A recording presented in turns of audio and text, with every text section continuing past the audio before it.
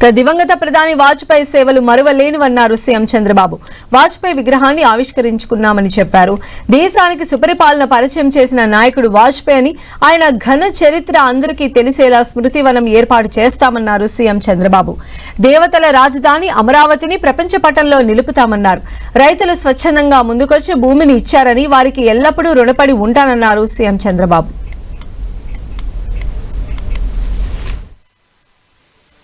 ఈరోజు చూస్తే ఒక చరిత్రను క్రియేట్ చేసే విధంగా మనం ఇక్కడ పెట్టాం.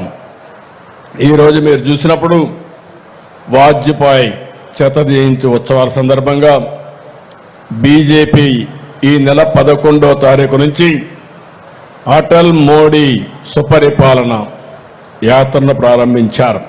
నేను చూశాను, వాచ్ చేస్తా వచ్చాను. నేను మొట్టమొదటిసారిగా మీరు చూస్తే 26 జిల్లా కేంద్రాల్లో వాజ్పేయి విగ్రహాలు పెట్టాలంటే నేను పూర్తిగా ఒకసారి టెలికాన్ఫరెన్స్ తీసుకుని ఎన్డీఏ అంటే ఈ 3 పార్టీలు కలిసి ఏ విధంగా పనిచేయాలనో పనిచేసే విధంగా ఈ కార్యక్రమానికి స్ఫూర్తిని మనం కోరాం. ఈరోజు అన్ని జిల్లాల్లో అందరూ కలిసి పనిచేశారు, ఒక చరిత్ర సృష్టించారు. ఈరోజు ఇక్కడ చూస్తే 14 అడుగుల వాజ్పేయి విగ్రహాన్ని ఇక్కడ మనం పెట్టుకున్నాం. ఈరోజు మీరందరూ ఫోన్లు వాడుతున్నారు. ఒకప్పుడు నేను ఫోన్ విషయం మాట్లాడితే చాలా మంది ఎగతాళి చేసేవాళ్ళు, తిండి కావాలన్నా ఫోన్ కావాలన్నా అని.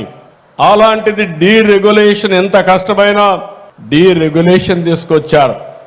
ఈరోజు భారతదేశం ప్రపంచం మొత్తం నాలెడ్జ్ ఎకానమీలో ముందుకు పోతున్నామంటే నాలెడ్జ్ ఎకానమీకి బ్యాక్ బోన్ టెలికాం సెక్టర్.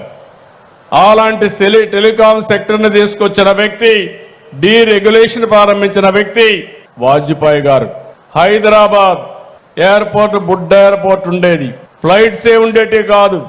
ఒక్కసారి నేను పోయి ఆయన అడిగితే ఓపెన్ స్కై పాలసీ ద్వారా ఫ్లైట్లన్నీ శాంక్షన్ చేశారు.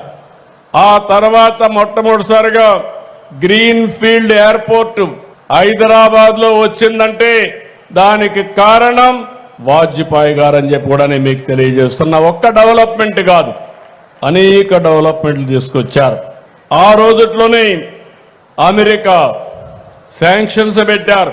ఎవరైనా సరే అణు పరీక్షలు చేసి మీకు డబ్బులు ఇవ్వమంటే పర్వాలేదు, మీరు ఇవ్వకపోయినా నా దేశం ముఖ్యమని అణు పరీక్షలు చేయించిన వ్యక్తి వాజ్పేయి గారు.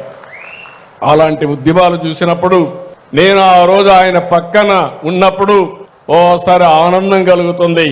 ఎందుకంటే 99లో 36 మంది ఆంధ్రప్రదేశ్ నుంచి ఎంపీలు అయ్యారు.